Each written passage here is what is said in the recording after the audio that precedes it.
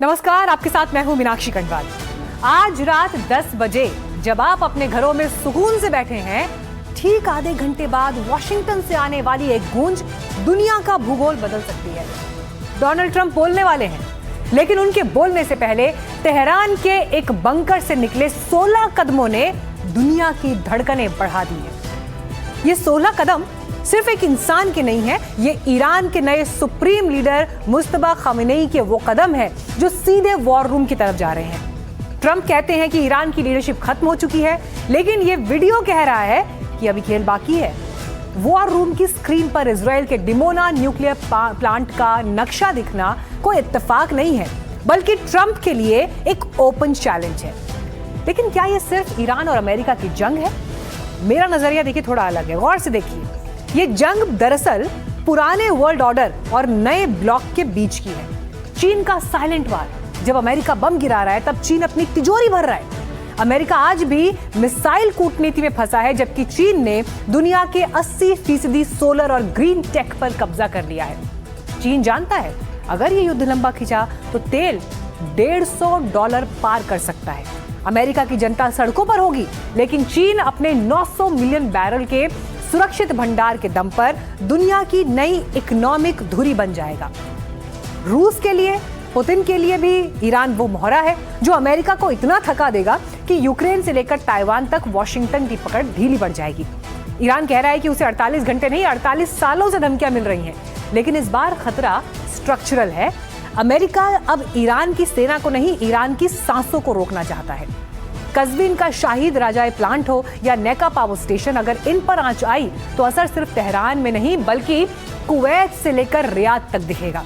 Kuwait ने पहले ही radiation leak की चेतावनी जारी कर दी है। तो ये युद्ध अब सीमाओं से निकलकर आम आदमी की रसोई और बिजली के स्विच तक पहुंच गया है। तो क्या ट्रंप रात 10:30 बजे ऑलिव लीव्स, शांति का जैतून का पत्ता दिखाएंगे या फिर महाविनाश का बटन दबाएंगे? मुस्तफा के ये 16 कदम बंकर से बाहर निकलने का रास्ता है या फिर सीधे तीसरे विश्व युद्ध की खाई में गिरने का? अगले 20 मिनट में हम हर वो डेटा और हर वो वीडियो, हर धमकी आपके लिए डिकोड करेंगे जो आज रात इतिहास रचने वाली है। इसलिए बने रहिए हमारे साथ, क्योंकि आज रात दुनिया सोएगी नहीं।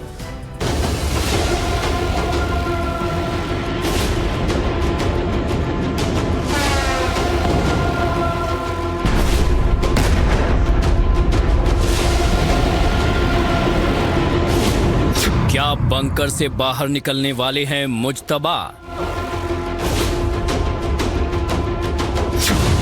ट्रंप की धमकी के बाद मुज्तबा का माइंड गेम। मुज्तबा हमले का ऑर्डर देने वाले हैं। 1, 2, 3, 4, 5, 10, 15, 16। ईरानी मीडिया में मुज्तबा खामेनेई के ये 16 कदम इस वक्त सुपर वायरल हो रहे हैं। ये वो वीडियो है जो ईरान के सपोर्ट वाले करीब हर सोशल मीडिया अकाउंट से पोस्ट हुआ, रीपोस्ट हुआ और इसे कई लोगों ने शेयर किया। दावा यही किया गया कि ये युद्ध शुरू होने के बाद से ईरान के नए सुप्रीम लीडर मुज्तबा खामेनेई का पहला वीडियो है। एक बार फिर इस वीडियो को देखिए।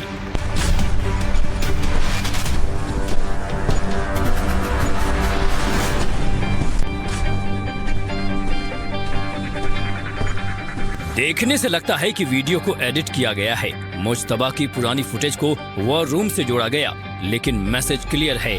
वो जैसे ही वॉर रूम में जाते हैं, IRGC के कमांडर्स सीट छोड़कर खड़े हो जाते हैं और फिर सामने की तरफ इजराइल का डिमोना न्यूक्लियर प्लांट का नक्शा दिखता है।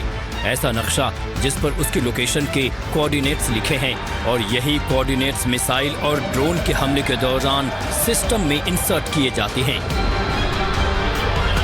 इसका मतलब ये है कि जैसे ही ट्रंप ने हमले की धमकी दी, उसी के बाद मुज्तबा की ब्रिगेड एक्टिव हो गई और ईंट का जवाब पत्थर से देने की तैयारी हो चुकी है।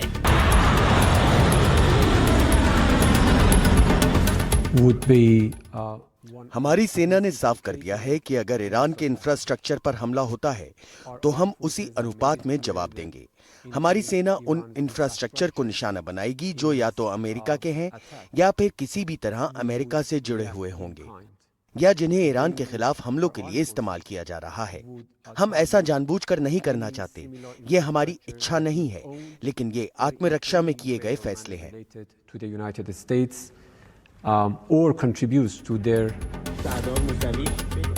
ईरानी सरकार या सेना ने मुज्तबा को लेकर कुछ नहीं कहा। वो सिर्फ यही मेंटेन करते आए हैं कि मुज्तबा एक्टिव हैं और लगातार युद्ध को लेकर निर्देश दे रहे हैं। लेकिन ये भी सही है कि अभी तक मुज्तबा का कोई वीडियो मैसेज सामने नहीं आया। 12 मार्च 2026 को मुज्तबा के नाम से एक लिखित संदेश ईरानी टीवी पर पढ़ा गया। वो खुद कैमरे पर नहीं आए। 19-20 मार्च 2026 को मुज्तबा खामनेई का एक पुराना वीडियो जारी किया गया था। 5 अप्रैल 2026 को उनके हवाले से एक बयान आया कि ईरान हॉर्मुज जलडमरू मध्य में जहाजों पर हमले जारी रखेगा। मार्च वाली वीडियो में मुज्तबा को टीचिंग करते दिखाया गया और अप्रैल वाले में वॉर रूम में, दोनों में ही उनकी वर्तमान शारीरिक स्थिति की पुष्टि नहीं होती।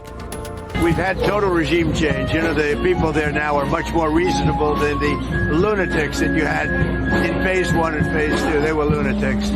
The people that we're negotiating with now on behalf of Iran are much more reasonable. You can call it what you want, but I call it regime change, and I think most people are giving us credit for that. The first regime was taken out, the second regime was taken out. Now the third group of people that we're dealing with is not as radicalized, and we think they're actually much smarter. हालांकि Iran कहता आया है कि वो अब किसी leader नहीं बल्कि विचार से चलता है, और यही विचार जो 48 घंटे नहीं 48 साल से टिका है।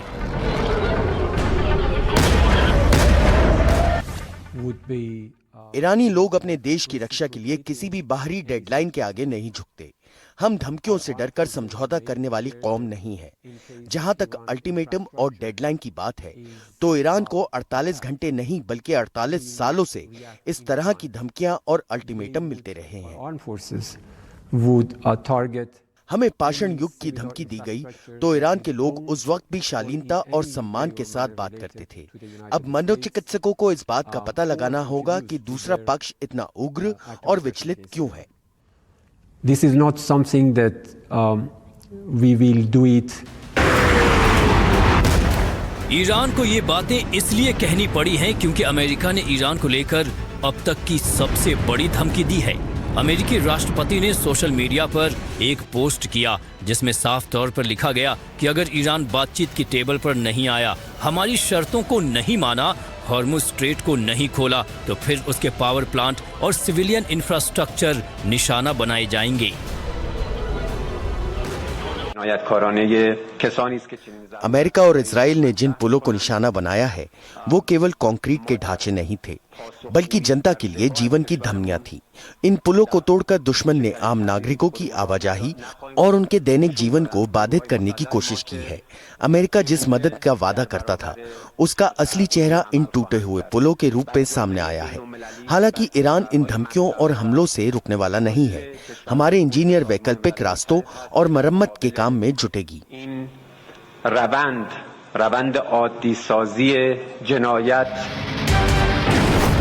सवाल ये है कि ईरान के सबसे ऊंचे पुल कराच को उड़ाने के बाद, 2 बार बुशर न्यूक्लियर प्लांट पर अटैक करने के बाद अब ईरान के पास पावर प्लांट है, ब्रिज हैं जो अमेरिका के निशाने पर हो सकते हैं। रिपोर्ट्स के मुताबिक अमेरिका की नजर ईरान के पावर प्लांट, ईरान के वाटर प्लांट, ईरान के गैस फील्ड, ईरान के न्यूक्लियर प्लांट और ईरान के अहम पेट्रोकेमिकल प्लांट्स पर हो सकती है। ईरान में कज़विन में शाहिद राजाए पावर प्लांट है, सबसे बड़े थर्मल पावर प्लांट्स में से एक। नेका पावर प्लांट है जो कैस्पियन सागर के पास स्थित मौजूद मुख्य ऊर्जा केंद्र है।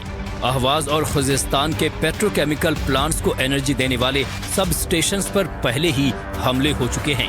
इससे पहले बार बार बुशर न्यूक्लियर प्लांट को टारगेट करने की कोशिश हुई है और इसके चलते कुवैत को अपने नागरिकों के लिए रेडिएशन लीक तक की एडवाइजरी जारी करनी पड़ी थी।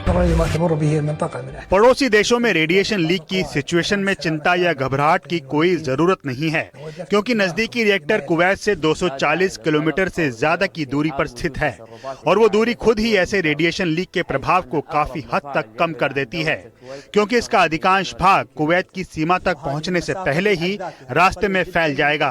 फिर भी पूरी सुरक्षा सुनिश्चित करने के लिए कुछ बातों का पालन करना जरूरी है।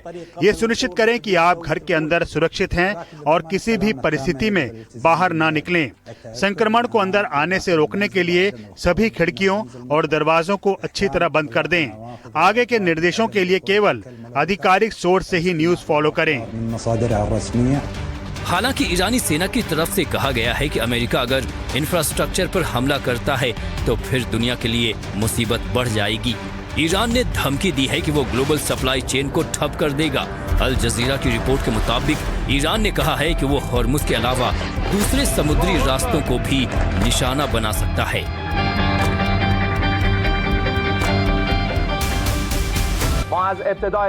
शुरू से ही हमने ये ऐलान कर दिया था कि नागरिक ठिकानों पर किसी भी हमले का जवाब क्षेत्र में कहीं भी दुश्मन के हितों के विरोध कई गुना ज्यादा ताकत से दिया जाएगा। अगर नागरिक ठिकानों पर हमले दोहराए जाते हैं तो हमारे आक्रामक और जवाबी अभियानों के अगले चरण कहीं ज्यादा ताकतवर और बड़े पैमाने पर चलाए जाएंगे, और अगर वो अपने नजरिए पर कायम रहते हैं तो उन्हें होने वाला नुकसान कई गुना बढ़ जाएगा। ईरान का मकसद साफ है, अगर ट्रंप के ऑर्डर पर ईरान पर हमला होगा तो जवाबी कार्रवाई जरूर होगी, और इस बार हो सकता है हमलों की धार और ज्यादा हो।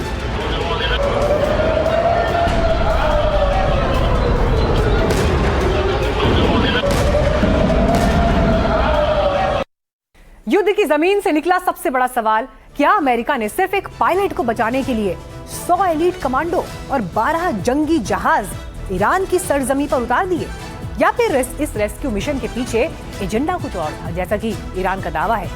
तस्वीरें बुशहर की हैं, जहां धमाके न्यूक्लियर प्लांट से महज 75 मीटर की दूरी पर हुए हैं, लेकिन असली खेल इस्फहान के आसमान में हुआ है, जिसे ईरान डिसेप्शन ऑपरेशन कह रहा है। ईरान का सीधा दावा है कि पायलट तो सिर्फ एक बहाना था। अमेरिका की असल मंशा इस्फहान में मौजूद संवर्धित यूरेनियम को चुराना था, लेकिन यह मिशन फेल हुआ और अमेरिका को अपनी फजीहत छिपाने के लिए खुद अपने ही विमानों में आग लगानी पड़ी, ये उनका दावा है। और इसीलिए ईरान ने पूरी दुनिया में ऐलान कर दिया है, USA can not invade Iran, यानी अमेरिका चाहकर भी ईरान पर जमीनी कब्जा नहीं कर सकता। देखिए, आगे युद्ध की बिसात पर फैसले भावनाओं और दावों पर नहीं होते हैं, आंकड़ों पर भी होते हैं। तो कचहरी में अब डेटा फाइल खोलते हैं। मिडिल ईस्ट में अमेरिकी सैनिकों का आप जवाबड़ा देखिए, 50,000 का नंबर ये पार कर चुका है। ये 2003 के इराक आक्रमण के बाद सबसे बड़ी तैनाती है फोर्सेस की, लेकिन एक्सपर्ट्स कहते हैं कि ये संख्या ग्राउंड इन्वेजन के लिए ऊंट के मुंह में जीरे सा है। अब एक तुलना और देखिए, महज 40 किलोमीटर की गाजा स्ट्रिप, इजराइल ने फिर भी 3 लाख सैनिक उतारे। 2003 में इराक को जीतने के लिए अमेरिका ने 2.5 लाख फौज उतारी। तो उस लिहाज से भी 50,000 सैनिक वो नंबर नहीं है जो अमेरिका को जमीनी सैन्य अभियान के लिए एज देता हो। भूगोल और आबादी के लिहाज से भी 9 करोड़ की आबादी और उबड़ खाबड़ पहाड़ों वाले ईरान को 50,000 सैनिकों के दम पर जीतना तो दूर, होल्ड करना भी नामुमकिन है। साफ है, पेंटागन के पास बम तो है, लेकिन ईरान की जमीन पर अभी मौजूदा ऑन ग्राउंड फोर्स के हिसाब से टिकने का दम नहीं। और अमेरिका की जनता युद्ध के खिलाफ जिस तरह से ट्रंप साहब को अपने घर में घेर रही है, तो अमेरिका भी सीधे जमीनी लड़ाई में यूं उतर जाए, ऐसा नहीं है।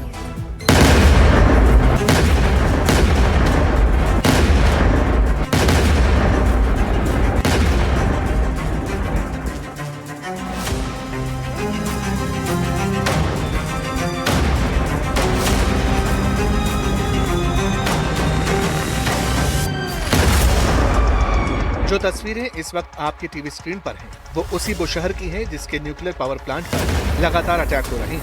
लेकिन इस बार धमाके की धुरी थोड़ी बदली हुई थी। अमेरिका और इजराइल के बारूदी हमले बुशहर में ईरान के सैन्य अड्डे पर हुए। एक बार फिर मशरूम क्लाउड जैसी आकृति नजर आई। लगता है इस बार फिर अमेरिका ने बंकर बस्टर का इस्तेमाल किया होगा।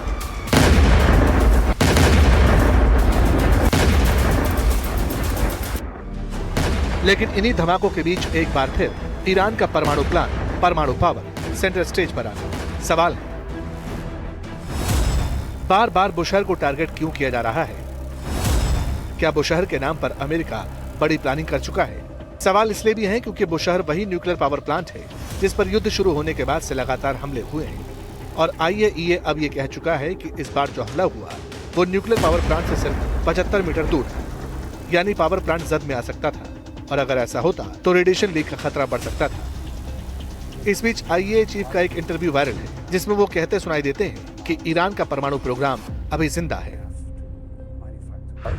Of this material is a lot, so even if you move part of it, you could still have amounts that would be enough to manufacture a few warheads. Basically, it's in Isfahan, and there is also some in Natanz. But basically, the bigger inventory is in Isfahan. जिस वक्त पूरी दुनिया की नजर बुशहर पर थी, pentagon में शायद एक बार फिर इस्फहान वाले सेंटर की चर्चा हो रही होगी, क्योंकि 5 अप्रैल को एक ऐसा मिशन अंजाम दिया गया जिसे लेकर अब अलग अलग बातें सामने आ रही हैं। कुछ सवाल जन्म ले चुके हैं।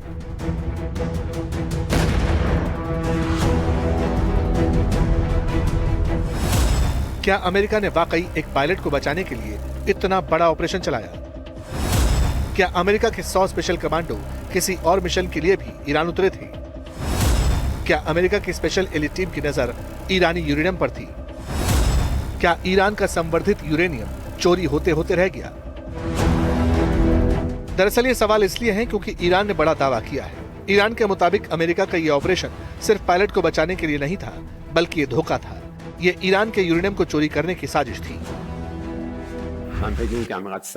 इस पूरे सैन्य ऑपरेशन के पीछे एक गहरी साजिश छिपी हो सकती है। इस संभावना को बिल्कुल भी नजरअंदाज नहीं किया जाना चाहिए कि ये संवर्धित यूरेनियम चोरी करने के लिए एक डिसेप्शन ऑपरेशन यानी धोखे का अभियान था। हालांकि हकीकत यह है कि इस ऑपरेशन का परिणाम दूसरे पक्ष के लिए भारी विफलता के रूप में सामने आया है। अब ये बयान किसी और ने नहीं बल्कि ईरान के विदेश मंत्रालय की तरफ से आया है।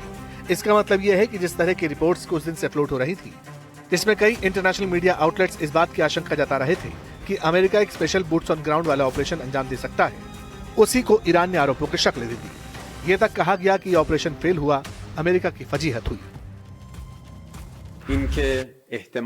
हमारा मानना है कि ये खुदा की रहमत थी जिसने ईरानी राष्ट्र की मदद की। ये इस बात का प्रमाण है कि प्रतिरोध, दृढ़ता और रक्षा का परिणाम हमेशा सकारात्मक होता है। यह ऑपरेशन अमेरिका के लिए एक बड़ा अपमान और आपदा साबित हुआ है।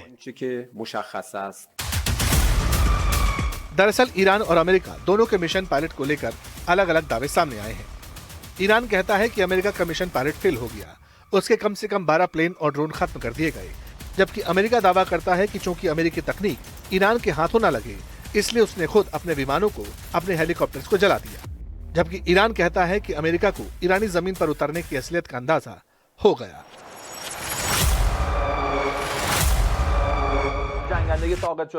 अमेरिका सेना ने अपने दुर्घटनाग्रस्त लड़ाकू विमान के पायलट को बचाने के लिए हताशा भरी कोशिश की और 5 अप्रैल की सुबह तड़के कई दुश्मन विमान हमारे देश ईरान में घुस आए। Electronic warfare, air defence system और जमीनी मोज़ैक डिफेंस प्लान की वजह से हमने सैन्य और सुरक्षा घेरा स्थापित किया। इसी के चलते 2 C-130 मिलिट्री ट्रांसपोर्ट प्लेन और 2 ब्लैक हॉक हेलीकॉप्टरों समेत कई विमानों को निशाना बनाया गया और उन्हें इस्फहान के दक्षिण में आपातकालीन लैंडिंग करने के लिए मजबूर किया गया। आपने ध्यान दिया, ईरानी सेना के प्रवक्ता ने आखिर में इस्फहान का नाम लिया, यानी ये पूरा ऑपरेशन इस्फहान के आसपास था। इसलिए शक और ज्यादा गहरा गया कि क्या वाकई अमेरिका ने पायलट बचाने के नाम पर इस्फहान में मौजूद ईरानी संवर्धित यूरेनियम को अपने कब्जे में लेने की कोशिश की थी। ऐसा इसलिए भी है क्योंकि ऐसे रेस्क्यू ऑपरेशन में ट्रांसपोर्ट एयरक्राफ्ट की जरूरत नहीं होती। ऐसे जटिल रेस्क्यू ऑपरेशन में सीमित जानकारी शेयर की जाती है। इससे पहले अल जजीरा और CBS न्यूज की रिपोर्ट के मुताबिक अमेरिका संवर्धित यूरेनियम को कब्जे में लेने की तैयारी कर रहा था। 47 साल से वो कह रहे हैं कि सैंक्शन लगाओ, आर्थिक नाकेबंदी की, तेल नहीं बेचने दिया, लेकिन अब ईरान का तेल खरीदा जा रहा है। उन्होंने सिचुएशन का सही अंदाजा नहीं लगाया। अब पावर का बैलेंस हमारी तरफ शिफ्ट हो चुका है। हम उनके सैंक्शन, उनके कातिलाना हमलों और इस युद्ध, इन तीनों का जवाब दे रहे हैं। हमारे पास स्ट्रेट ऑफ हॉर्मोज में जो पावर है वो लॉजिक के आधार पर है, लेकिन वो ताकत पर यकीन रखते हैं, लेकिन फिर भी लॉजिक को हरा नहीं पाए। हालांकि रॉयटर्स की रिपोर्ट कहती है कि ये मिशन फेल होते होते बचा क्योंकि 2 प्लेन खराब हो चुके थे। रिपोर्ट कहती है तकनीकी खराबी के कारण इस मिशन में शामिल 2 विमानों ने उड़ान भरने से इनकार कर दिया, जिससे दर्जनों कमांडो दुश्मन के इलाके में फंसने के कगार पर पहुंच गए। अमेरिकी विशेष बलों ने पायलट को तो ढूंढ निकाला, लेकिन जब वापस लौटने की बारी आई तो घुसपैठ में इस्तेमाल किए गए 2 MC-13J कमांडो 2 विमान खराब हो गए, उड़ने लायक ही नहीं रह गए थे। हालांकि जैसे तैसे पायलट को निकाला गया और शायद यूरेनियम को निकालने वाला मिशन अधूरा रह गया। वैसे यूरेनियम को एक्सट्रैक्ट करना सबसे मुश्किल काम होता है, क्योंकि यूरेनियम को छूने और उसे सुरक्षित करने के लिए एक्सपर्ट वैज्ञानिकों और टेक्नीशियंस की टीम भी चाहिए। इसमें सबसे पहला नाम है NDT यानी न्यूक्लियर डिसेबलमेंट टीम्स का। ये अमेरिकी सेना की सबसे विशिष्ट टीमें हैं। इन्हें न्यूक्लियर बॉम्ब स्क्वाड कहा जाता है। इनका काम ही दुश्मन के परमाणु ठिकानों में घुसकर उन्हें निष्क्रिय करना होता है। माना जाता है कि NDT दुनिया की इकलौती ऐसी टीम है जो एक्टिव वॉर जोन में से भी न्यूक्लियर मटेरियल को हैंडल कर सकती है। इसके बाद है नेस्ट यानी न्यूक्लियर इमरजेंसी सपोर्ट टीम। ये अमेरिकी ऊर्जा विभाग की एक सीक्रेट टीम है जिसमें टॉप लेवल के न्यूक्लियर साइंटिस्ट होते हैं। ये लोग तय करते हैं कि यूरेनियम को किस बक्से में और कैसे ले जाना है। सबसे पहले तो वो जो मिलिट्री सपोर्ट दे, यानी कि प्रोटेक्शन टीम, जिसमें डेल्टा फोर्स हो सकती है या नेवी सील हो सकती है। फिर जो टेक्निकल टीम है उसमें न्यूक्लियर डिसेबलमेंट टीम, यानी कि वो लोग जिनके पास में NPT सूट यानी कि न्यूक्लियर प्रोटेक्शन सूट होगा, जो उन्हें केमिकल, बायोलॉजिकल, न्यूक्लियर इनमें से किसी भी तरह के रेडिएशन से सेफ्टी दे सके। फिर रेडिएशन प्रोटेक्शन गियर, इस तरह का एक एयरक्राफ्ट भी अमेरिका के पास है जिसे ऑपरेशन सिंदूर में भेजा गया था। और उसके साथ साथ फिर उनके पास कोई ना कोई एक रिप्रेजेंटेटिव, या तो एक अच्छा साइंटिस्ट या इंटरनेशनल एटॉमिक एनर्जी एजेंसी का कोई रिप्रेजेंटेटिव साथ में होना चाहिए। और इसके बाद यूरेनियम को ईरान से बाहर ले जाने के लिए एक हवाई एरिया को सिक्योर करना होगा। अगर आसपास कोई हवाई स्ट्रिप मौजूद नहीं है तो उसे तैयार करना होगा, ताकि पहले इसे हेलीकॉप्टर्स या दूसरे विमान के जरिए बेस तक पहुंचाया जाए और फिर ट्रांसपोर्ट विमानों के जरिए उसे अमेरिका ले जाया जाए। तो क्या 5 अप्रैल को ईरान में 2 ट्रांसपोर्ट प्लेन इसीलिए आए थे? हालांकि पायलट वाले ऑपरेशन के बाद ये कहा जा रहा है कि ईरानी यूरेनियम को हासिल करना फिलहाल आसान काम नहीं लगता।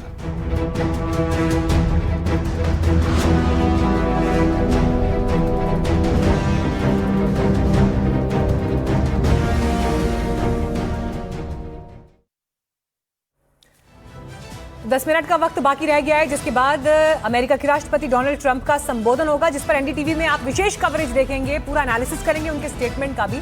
लेकिन अमेरिका के बारे में इतना कहा जा सकता है कि उनके पास एक ऐसा प्रेसिडेंट है जो आउटस्पोकन है और अपनी बात खुलकर रखते हैं, फिर चाहे किसी को बुरा लगे या अच्छा लगे। ईस्टर एग रोल इवेंट में एक बार फिर कहा कि चाहूं तो डील कर सकता हूं, लेकिन ईरान को न्यूक्लियर हथियार बनाने नहीं दे सकते। हालांकि जिस वक्त ट्रंप ने ईरान को लेकर सोशल मीडिया पर पोस्ट किया और इंफ्रास्ट्रक्चर पर हमले की धमकी दी, तो ये समझा जा रहा था कि अब महायुद्ध ऐसे मोड़ पर पहुंच गया है जहां से पीछे हटने की गुंजाइश ना के बराबर है। लेकिन उसी वक्त 2 और खबरें आईं जिसने ये बता दिया कि युद्ध में सीज फायर की उम्मीदें बंधी रहती हैं।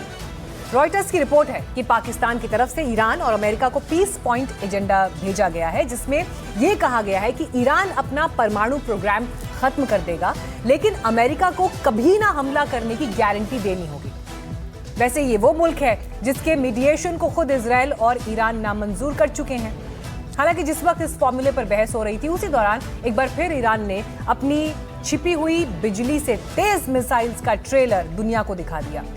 दुनिया जानती है कि अमेरिका ने ईरान को घेरने के लिए खाड़ी के आसपास अपनी समुद्री ताकत जमा कर ली है। पूरे ईरान में लड़ाकू विमान तबाही बरसा रहे हैं। ट्रंप दावा कर रहे हैं कि ईरान की ताकत खत्म, लेकिन ईरान एक के बाद एक मिसाइल और ड्रोन चला रहा है। ईरान के मुताबिक मिसाइल्स की 98th लहर दागी गई है, तो उसका एक टारगेट अमेरिका का जंगी जहाज USS त्रिपोली भी था।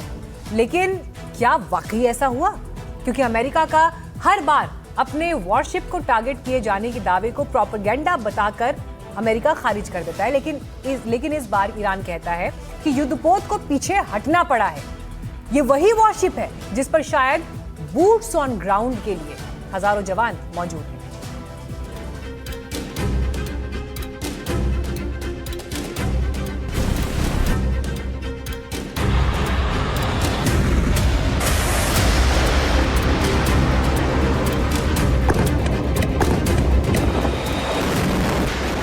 ताइवान से हटाकर यूएसएस त्रिपोली को ईरान भेजा गया था। हजारों मरीन्स और कई फाइटर जेट से लैस अमेरिका का ये जंगी जहाज पश्चिम एशिया में तैनात हुआ, लेकिन अब ईरान ने दावा किया है कि अमेरिका को इसे पीछे हटाना पड़ा है। ईरान का दावा है कि उसकी मिसाइलों ने यूएसएस त्रिपोली को भी निशाना बनाया है। ये तस्वीरें ईरान के मिसाइल हमले की। सोमवार शाम ईरान ने मिसाइलों के ड्रोन की एक और लहर चलाई। दर्जनों मिसाइल और ड्रोन्स अपने अपने टारगेट की ओर उड़ चले। हर दिन ईरान 2 से 3 बार ऐसे हमले करता है।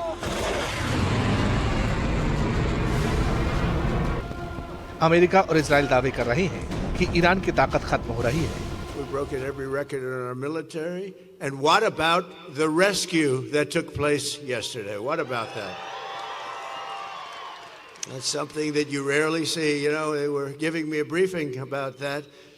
And they said normally when you're in very hostile territory, and I don't think it gets much more hostile than Iran, they're capable fighters, they're very tough people, and there are others like that. You don't mind when the enemy is weak, but that enemy is strong.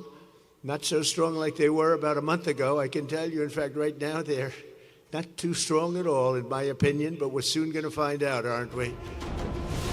लेकिन Iran उनके दावों पर बारूद बरसा देता है। अब Iran ने दावा किया कि उसके हमले की जद में यूएसएस त्रिपोली आया है। ईरान का दावा है कि हमले के बाद जहाज को हिंद महासागर में दक्षिण की ओर पीछे हटना पड़ा है। ईरान ने पहले भी कहा था कि उसके मिसाइल हमलों की वजह से अमेरिका के 2 जंगी बेड़ों को पहले भी नुकसान पहुंचा है। यूएसएस जेराल्ड आर्कोड में आग लग गई। यूएसएस अब्राहम लिंकन को भी नुकसान की खबरें आई। हालांकि अमेरिका ने कहा कि ईरानी हमलों की वजह से नहीं, बल्कि तकनीकी खामियों की वजह से जहाज को पीछे हटाया गया। अब ईरान ने दावा कर दिया है कि यूएसएस त्रिपोली को नुकसान पहुंचाया वो जहाज जिसके बारे में कहा जा रहा था कि ईरान पर जमीनी हमले के लिए उसे स्पेशल तौर पर बुलाया गया।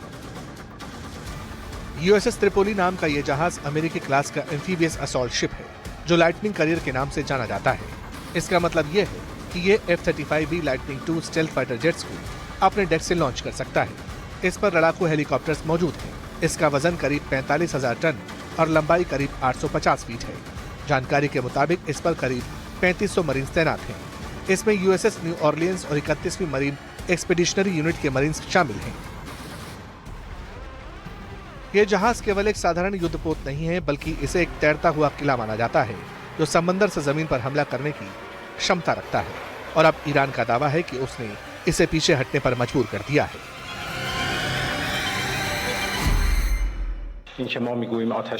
जब हम ये कहते हैं कि हमें सीज फायर नहीं चाहिए, इसका मतलब ये नहीं है कि हम युद्ध चाहते हैं, बल्कि ये युद्ध इस तरह खत्म होना चाहिए जिससे हमारे दुश्मन फिर कभी हम पर हमला करने की जुर्रत ना करे। और मुझे लगता है कि उन्होंने एक कीमती सबक हासिल कर लिया है। उन्हें अंदाजा हो गया है कि वो किस तरह के मुल्क का सामना कर रहे हैं। ऐसा मुल्क जो किसी भी हद तक जंग को जारी रखने की हिम्मत रखता है। यह माना जा रहा था कि हॉर्मुज को खुलवाने के लिए अमेरिका जमीनी हमला कर सकता है, और इस काम में सबसे आगे रहता है यूएसएस त्रिपोली और उसके मरीन्स। वहीं हॉर्मुज को लेकर आईआरजीसी ने एक बार फिर चेतावनी दी। आईआरजीसी ने कहा है कि हॉर्मुज और फारस की खाड़ी पर पूरी नजर है। दुश्मन की जरा सी भी हरकत का अंजाम बहुत बुरा होगा। आईआरजीसी के लड़ाके पूरी तरह तैयार हैं। ऑपरेशन 2 प्रॉमिस 4 अब एक नए और अधिक विनाशकारी चरण में प्रवेश कर चुका है। ईरानी ड्रोन और मिसाइलें पहले ही इजराइल और खाड़ी में अमेरिकी सैन्य ठिकानों को निशाना बना चुकी हैं। ट्रंप एक पराजित नेता हैं और अपनी सैन्य नाकामियों को छिपाने के लिए मनोवैज्ञानिक युद्ध और खाली धमकियों का सहारा ले रहे हैं। ईरान का रक्षा तंत्र पूरी तरह सतर्क है और ट्रंप के भ्रम को हकीकत में बदलने नहीं दिया जाएगा। अगर ईरान के बुनियादी ढांचे पर हमला हुआ तो पूरा क्षेत्र दुश्मनों के लिए जहन्नुम बना दिया जाएगा। ट्रंप धमकी पर धमकी दे रहे हैं। अमेरिका और इजराइल के हमले ईरान में घातक बमबारी कर रहे हैं। विश्वविद्यालयों से लेकर पुलों को उड़ा रहे हैं। ईरान के हथियारों के डिपो निशाने पर हैं। बुशहर और इस्फहान के न्यूक्लियर सेंटर्स पर खतरा बढ़ चुका है। जमीनी हमले की बात कई दिनों से चर्चा में है, लेकिन सवाल ये है कि ईरान के लगातार पलटवार के चलते क्या अमेरिका इस तरह का कोई मिशन शुरू कर पाएगा जिसमें उसके सैनिक ईरान के अंदर घुस जाएं? ईरान ने बार बार कहा है, उनकी टॉप पॉलिटिकल लीडरशिप ने, आईआरजीसी के टॉप जनरल्स ने और ईरान के आर्मी के प्रवक्ता ने कहा है कि वह इंतजार कर रहे हैं कि अमेरिका बूट्स ऑन ग्राउंड भेजे। यानी अब ईरान ने अपनी आईआरजीसी, जो कि 1,75,000 स्ट्रांग है, अपनी आर्मी, ईरान की आर्मी 6 लाख मजबूत है और 3,500 टैंकों से लैस है। साथ साथ अब ईरान ने अपनी यूथ फोर्स 10 लाख युवाओं को, किशोरों को ज्वाइन कराना शुरू कर लिया है। तो अगर अमेरिका बूट्स ऑन ग्राउंड उतारता है, समझिए, और जैसा उसने इराक में किया था, वैसा ही अगर वो बड़ी तादाद में अपनी फौजों को कूच करवाता है तेहरान की तरफ, तो तेहरान 700 किलोमीटर दूर है।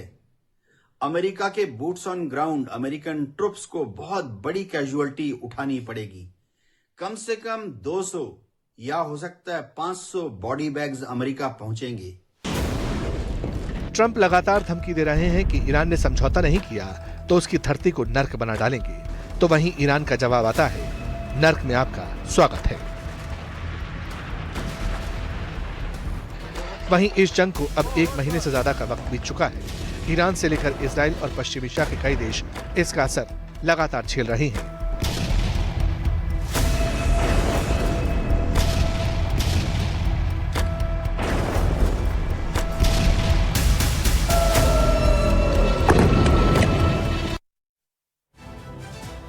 एनडीटीवी पर आपको इस जंग से जुड़ी हर खबर दिखा रहे हैं। ग्राउंड पर हमारी टीम मौजूद है। हमारी टीम पहले दिन से यूएई, इजराइल और लेबनान के हालात दिखा रही है। अब से थोड़ी देर पहले लेबनान से नसीर मसूदी ने रिपोर्ट भेजी। ये देख लीजिए,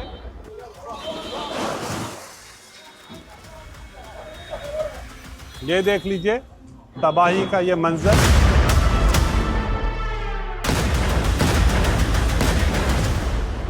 इजराइल के हमलों में लेबनान की राजधानी बेरूत समेत कई इलाके बर्बाद हो रहे हैं। बेरूत में लगातार बारूद बरस रहा है। रविवार को यहां हुए हमलों में करीब 14 लोगों के मरने की खबर है। बेरूत के उस इलाके में हमारी टीम पहुंची जहां हमले हुए थे। यहां पूरे इलाके में मलबा फैला है। हमारे संवाददाता जब यहां रिपोर्टिंग करने पहुंचे तो यहां मलबा हटाया जा रहा था, कारें हटाई जा रही थीं। ये तबाही का मंजर जो लेटेस्ट जो बॉम्बिंग है इसराइल की उससे हुआ है। ये एक बहुत ही गंजान आबादी वाला इलाका है जिन्ना, जहां कल ये बमबारी हुई और आज पहली बार मीडिया को यहां आने की इजाज़त मिली। कई लोग इसमें मारे गए, 40 के आसपास जख्मी अस्पताल पहुंचाए गए। अभी भी ये मालूम नहीं पूरे इस मलबे के नीचे क्या है, क्योंकि अभी भी ये मशीनें जो जेसीबी हैं यहाँ ये मलबा उठा रहे हैं, देख रहे हैं मलबे के नीचे क्या है।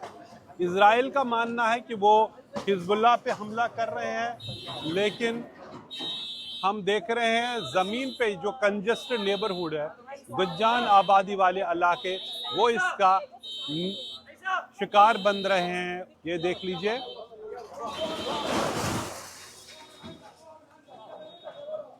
ये देख लीजिए तबाही का ये मंजर। ये है यहाँ बेरूत की कहानी, बेरूत की तबाही के मंजर खुद अपनी कहानी यहाँ बता रहे हैं। यह है बेरूत के तबाही के मंजर, जहाँ गुज्जान आबादी वाले इलाके भी यहाँ बमबारी का निशाना बन रहे हैं।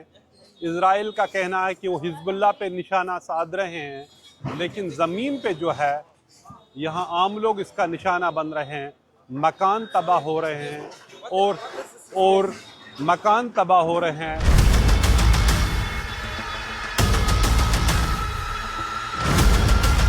बेरूत में बमबारी से लोगों की जान जा रही है। लेबनान के लोग मारे जा रहे हैं। यहाँ जो बाहर से काम करने आए हैं वो भी मारे जा रहे हैं, घायल हो रहे हैं। बेरूत में हुई बमबारी से कई लोग मारे गए हैं, जिनमें सूडान से आए मजदूर भी थे।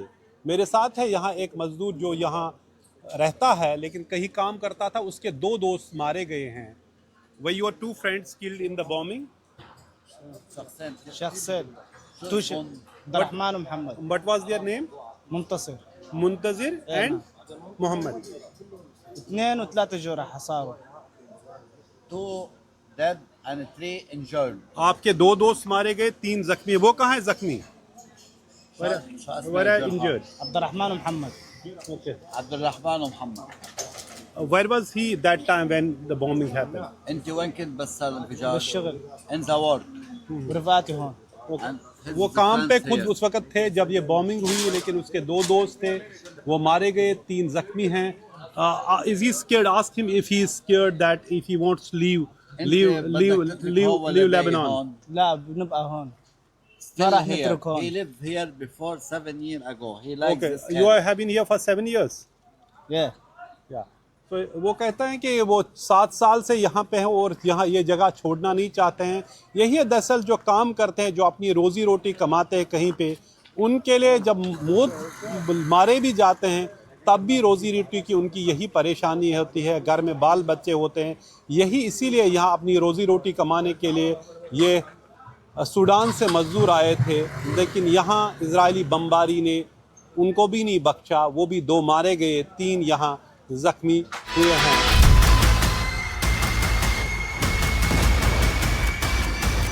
इजराइल के हमलों से लेबनान दहल रहा है तो इजराइल में ईरान के मिसाइल और ड्रोन गिर रहे हैं।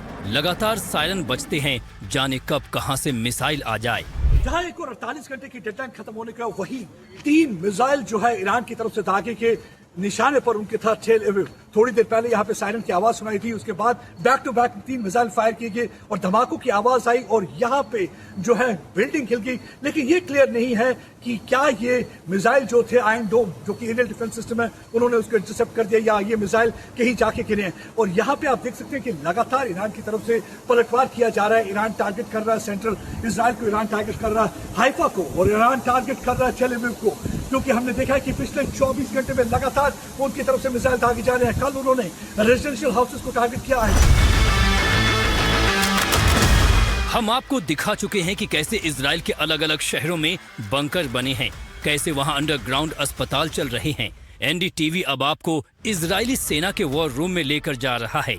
ये आईडीएफ का एक कमांड और कंट्रोल सेंटर है जहां पहुंचा है एनडीटीवी। इस समय मैं एमडीए के कमांड और कंट्रोल सेंटर में हूँ। ये 50 मीटर अंडरग्राउंड है।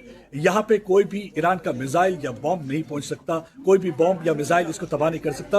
यही एक वजह है कि इसको अंडरग्राउंड बनाया गया। और मेरे पीछे आप देख सकते हैं कितने स्क्रीन लगे हुए हैं। हर स्क्रीन जो है आपको इत्तला देता है कि कहाँ पे कोई इवेंचुअलिटी हुई है। और इस वक्त ये पूरी तरह से तैयार है। मिसाइल यहाँ पे धागा नहीं जाता या सिविलियन एरिया को टारगेट नहीं बनाया जाता। 4 मिनट के अंदर ये जो एमडीए की टीम वहां पे पहुंच जाती है। और मेरे पीछे जो ये आप सारे स्क्रीन देख रहे हैं, ये स्क्रीन पे या तो इन्हें डिस्ट्रेस कॉल आ रहा है या तो इन्हें इंफॉर्मेशन मिल रही है, क्योंकि ये इन टच है पूरी तरह से आईडीएफ के साथ, इंटेलिजेंस एजेंसी के साथ। इनको पूरी इंफॉर्मेशन मिलती रहती है। और इसमें आप देख सकते हैं जो ये लोग बैठे हुए हैं ये दिन रात काम कर रहे हैं, सोफिस्टिकेटेड तरीके से काम करते हैं। इनके पास आर्टिफिशियल इंटेलिजेंस का इस्तेमाल करते हैं। ब्लड बैंक अपना है। 95% लोगों को यहाँ से ब्लड दिया जाता है। इनके पास 2 किस्म की एम्बुलेंस है, एक सफेद रंग की है और एक ऑरेंज कलर की। यानी कि सफेद रंग की एम्बुलेंस का मतलब ये है कि लाइफ सपोर्ट सिस्टम, और ऑरेंज कलर की मतलब कि इंटेंसिव केयर यूनिट। पूरी तरह से आपको मदद की जाएगी। इस जंग की चपेट में कई देश हैं। ईरान है, खाड़ी के देश हैं, इजराइल है, लेबनान है। सवाल यही है कि जंग कब रुकेगी, कब इस तबाही पर रोक लगेगी। इजराइल में प्रदीप दत्ता और लेबनान में नजीर मसूदी के साथ bureau report, NDTV India.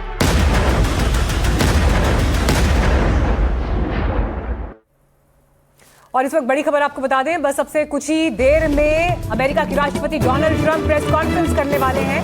White house के ओवल ऑफिस में तैयारी पूरी है, जहां से संबोधित करेंगे मीडिया को। और आज क्या कहते हैं डोनाल्ड ट्रंप, इस पर निगाहें टिकी रहेंगी, क्योंकि आज सुबह से ही लगातार ये बज़ बना हुआ है कि डोनाल्ड ट्रंप के अनाउंसमेंट में क्या रहता है। युद्ध में सीज फायर को लेकर चर्चाएं तो हैं, मध्यस्थता की बात तो है, लेकिन क्या वो स्टेटमेंट में झलकेगी, आधार क्या होगा, कई फैक्टर्स हैं। लेकिन इस बीच लाइव तस्वीरें आपको ओवल ऑफिस से हम दिखा रहे हैं, जहां पर आप देखिए पूरा मीडिया वहां पर तैयार डोनाल्ड ट्रंप को सुनने के लिए। उनके जरिए ही देखिए पूरी दुनिया में आज अमेरिका के राष्ट्रपति डोनाल्ड ट्रंप क्या कहते हैं, इस पर नजरें रहेंगी।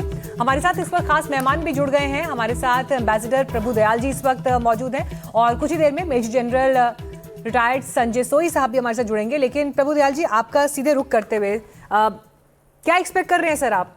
प्रेसिडेंट ट्रंप क्या बोलेंगे आज? क्या लग रहा है आपको उनके स्टेटमेंट का मुख्य आधार आज क्या रह सकता है? देखिए, प्रेसिडेंट ट्रंप तो इतनी बदलती हुई बातें कहते हैं कि ये अंदाज लगाना मुश्किल हो जाता है कि आज वो क्या करें। कभी वो बिल्कुल अल्टीमेटम दे देते हैं, और उन्होंने कहा हुआ कि ट्यूसडे नाइट जो है वो अल्टीमेटम है ईरान के लिए, और अगर ईरान स्ट्रेट ऑफ हॉर्मुज़ नहीं खोलेगा तो उसकी पूरी तरह से तबाही की जाएगी। उन्होंने बहुत ज्यादा धमकियां दी हैं ईरान को, लेकिन साथ साथ बातचीत करने की भी पेशकश की। हालांकि उन्होंने जो भी पेशकश की उसको ईरान ने बार बार रद्द किया है।